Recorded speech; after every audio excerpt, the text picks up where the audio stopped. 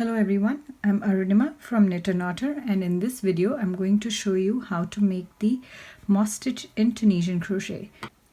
For the purpose of this tutorial I'm going to start with a 15 chain, so that's 1, 2, 3, 4, 5, 6, 7, 8, 9, 10, 11, 12, 13, 14, 15, so that's an odd number.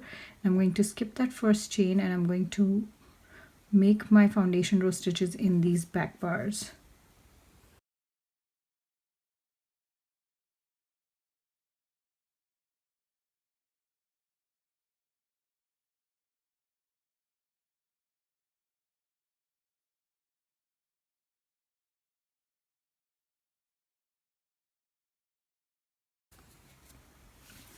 Now I'm going to go ahead and make the return pass. So that's chain 1 and then yarn over, pull through 2 all the way to the beginning.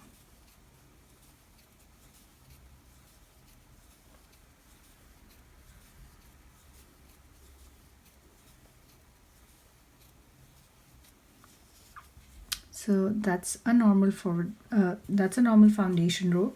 And now for making that moss pattern, I'm going to start with a knit stitch in that first foundation row stitch, and then yarn over and then skip that next stitch and then make a knit stitch in the next one, and then yarn over, skip the next one, knit stitch in the next, all the way till the end.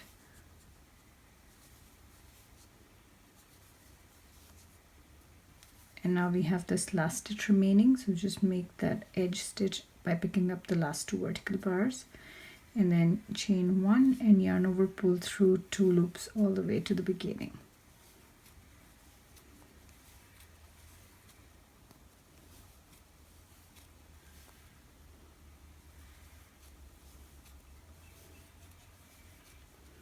So that's row 1.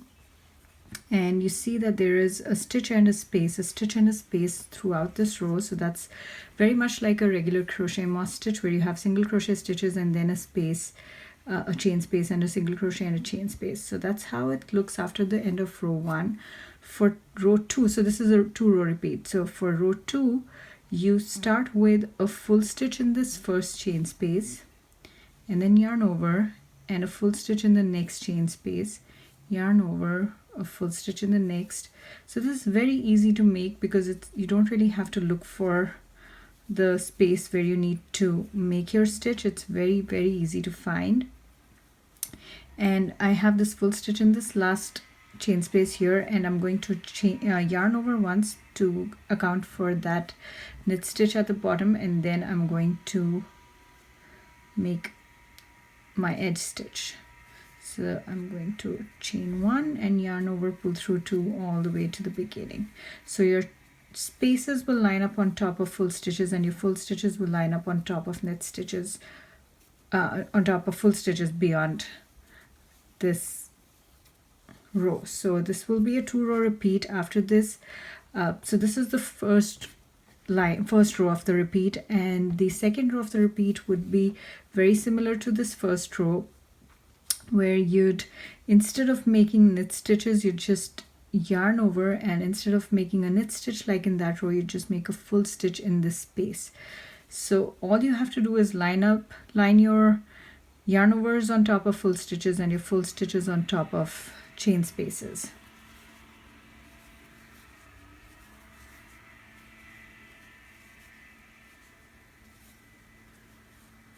And end it with an edge stitch.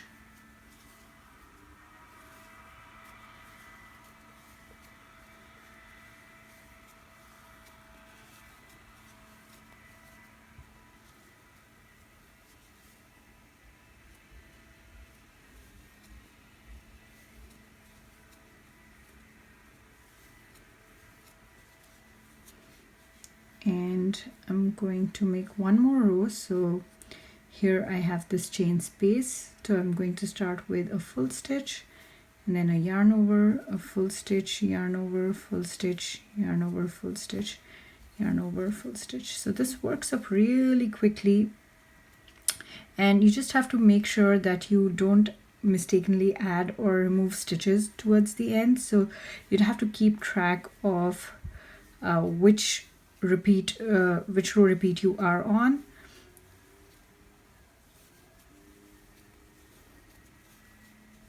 So that's how it's looking. It's nice and drapey. It's very pretty. And to end this, what I'm going to do is, so you could make this for whatever length you want. You just repeat these last two rows that I just made.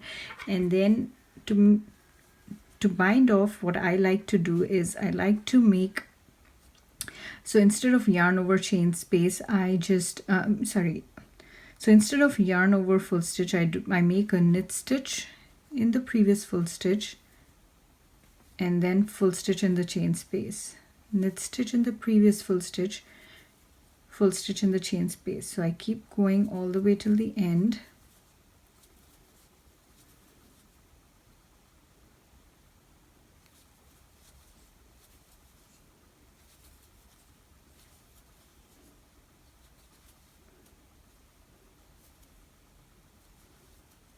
And then make the return pass.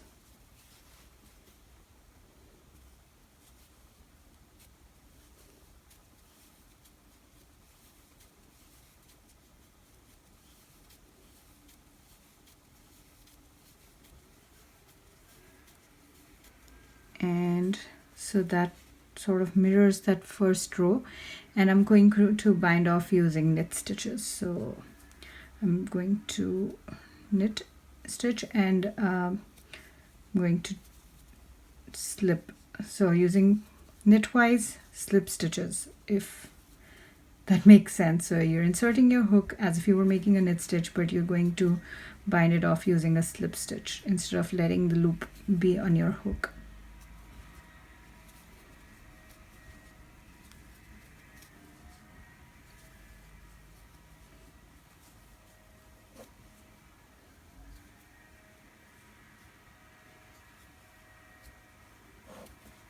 So that's how it looks. I think it's very, very easy to make this stitch, and I can see some very pretty things being made with this. That's pretty much it for this. Here I also want to show you how the back looks. So here's how the back looks. I think it's fairly reversible, this pattern. It's just that this bind off stitch looks a little different, and you can choose to do it differently. You could use another stitch to do this, or maybe even not bind off at all if that works for you. Sometimes it's okay to not bind off depending on how the stitch is. So that's pretty much it for this tutorial. If you have any questions, please feel free to reach out to me. And if you like this video, please like and subscribe so you can get notifications for any other videos that I upload. And I have a bunch of tutorials and support videos for free patterns on my channel, so feel free to check them out. And thank you for watching. Bye bye.